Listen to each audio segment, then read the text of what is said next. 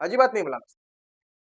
शिवाजी महाराजांनी त्या काळामध्ये आरमार निर्माण केलेलं होतं. आरमार म्हणजे जसं आपलं नौदल आहे आता, वायुदल, हवाई दल आणि भूदल, तसं नौदल आरमार शिवाजी महाराजांनी त्यांच्या काळामध्ये निर्माण केलं होतं. आणि मला असं वाटतं कदाचित ते पहिले असे राजे होते की त्यांनी आरमार निर्माण केलं होतं. समुद्र किनारी त्यांचं स्वराज्य हे त्यांनी निर्माण केलेलं होतं. या आरमार खाण्याचा जो प्रमुख होता तो दौलत खान नावाचा माणूस, मुस्लिम होता.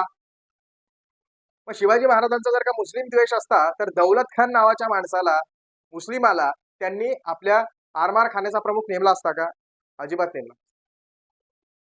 आता काही संघटना वादविवाद करत असताना असं म्हणतात की मुघल व मुस्लिम हे आपल्या देशामध्ये आपली मंदिरे लुटण्यासाठी आले होते, आपल्या देवांचा अपमान करण्यासाठी आले होते, त्यांनी मंदिरे पाडली आणि म्हणून शिवाजी महाराज त्यांच्या विरोधात लढले आणि आताही आपण मुस्लिमांच्या विरोधात लढलं पाहिजे, असा काहींचा युक्तिवाद आहे. पण गोविंद पानसरे या पुस्तकात लिहित असताना म्हणतात की मुघलांचं आक्रमण किंवा मुस्लिमांचं आक्रमण आपल्या देशावरती झालं का? तर नक्की झालेलं. त्यांनी देवळे लुटली का? तर लुटलेली आहे. त्यांनी देवळे पाडलेली आहे का? तर पाडलेली आहे.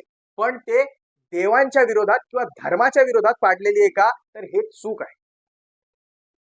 त्या काळामध्ये जे सैनिक असायचे, जे सैन्य असायचं, त्या सैन्याला कोणत्याही प्रकारचा पगार दिला जात नव्हता.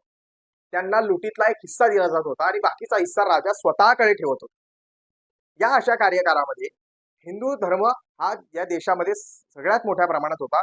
मंदिरं मोठ्या प्रमाणात होती आणि ही मंदिरं सोन्याने संपत्तीने गडगंज भरलेली असायची. त्याच्यामुळे ते संपत्ती आणि सोनं लुटण्यासाठी मुघलांनी मंदिरावरती आक्रमण केलेलं दिसतं.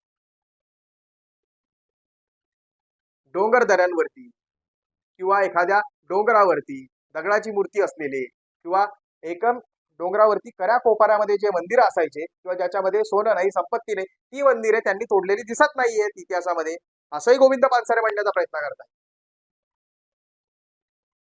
राहिला महत्वाचा मुद्दा असा की त्यांनी मंदिरं पाडली आणि देवा देवतांचा अपमान केला का? तर आजी केलेला आहे. पण तो कशासाठी केला असावा? तर त्या मंदिराच्या आजूबाजूने राहणारी जी काही वस्ती होती ती वस्ती हिंदू धर्मियांची वस्ती होती.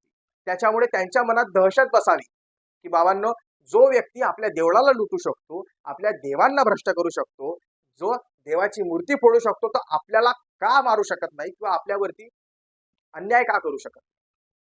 अशा पद्धतीची भावना जनतेमध्ये निर्माण करण्यासाठी ती देवळे पाडली जात होती, असंही गोविंद पानसरे त्या पुस्तकामध्ये लिहित असताना म्हणतात. पुढे गोविंद पानसरे या पुस्तकात लिहित असताना असे म्हणतात की फक्त मुस्लिम धर्मीयांनीच देवळे पाडलेली, देवळे लुटलेली दिसत नाहीयेत, तर बरेच हिंदू राजे असे होते की त्यांनी सुद्धा देवळे लुटलेली आहेत. काश्मीरचा हर्षदेव नावाचा राजा हा देवळं लुटायचा